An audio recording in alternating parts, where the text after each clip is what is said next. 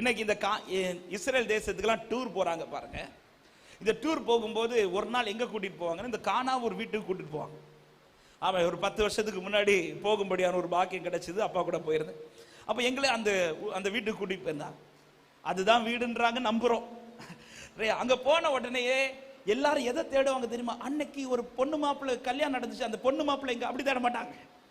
எதை தேடுவாங்க தெரியுமா? நீங்க சொல்லுங்க பார்க்கலாம். ஆண்டவர் ஒரு அற்புதம் செஞ்சார்ல, அந்த கச்சாடி எங்க. இன்னைக்கு எல்லாருக்கும் எது ஃபேமஸ் ஆயிட்டு தெரியுமா? கச்சாடி ஃபேமஸ் ஆயிட்டு.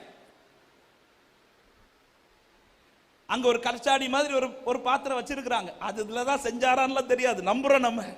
இன்னைக்கு ஜனங்கள் அந்த வீட்டுக்குள்ள போற வீட்டை கூட போட்டோ எடுக்க மாட்டாங்க, அந்த கச்சாடிக்கு முன்னாடி நின்று செல்ஃபி எடுக்கிறாங்க, அந்த கச்சாடிக்கு முன்னாடி குரூப் போட்டோ எடுக்கிறாங்க. இன்னைக்கு அந்த கச்சாடி ஃபேமஸ்.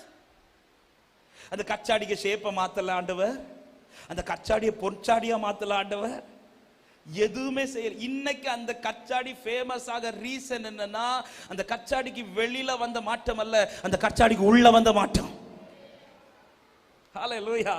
அந்த கச்சாடி இன்னைக்கு ஃபேமஸ் ஆக ரீசன் என்ன? அந்த கச்சாடி உள்ள ஊட்டப்பட்ட தண்ணி எப்படி மாறுது?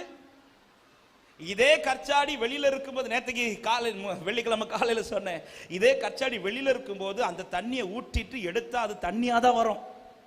ஆனா இன்னைக்கு இயேசுக்குள்ள வந்த பிறகு அதுக்குள்ள ஊத்துற தண்ணியெல்லாம் எப்படிதான் மாறுது? இதுதான் ஒரு தேவ பிள்ளைக்கு அடையாளம்.